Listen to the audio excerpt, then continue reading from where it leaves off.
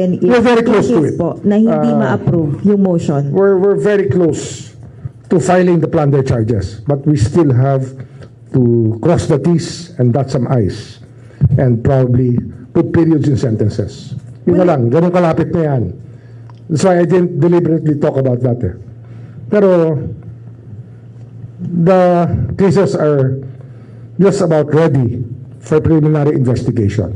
Mamaya paliliwanag din ko yung concept ng preliminary investigation kung bakit kinakailangan. Kasi maraming hindi nakakaunawa, but na-imbestigan nyo na, meron na naman PI.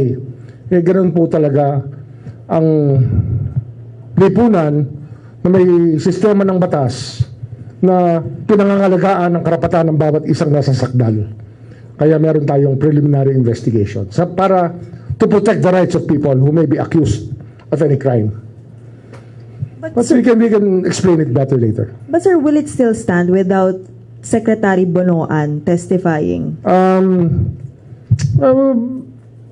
Ano yan eh, alam mo, when it comes to a case like that, it's not as simple as you want it to be. You're talking about layers and layers of lawyers, people who will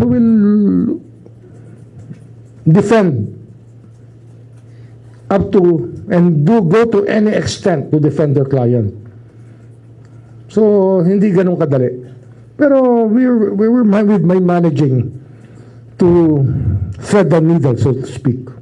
Kasi para ka dumadaan sa butas ng karayom, pag pinag-aaralan mo, yung taong marunong na at maraming pera at marurunong ang abogado.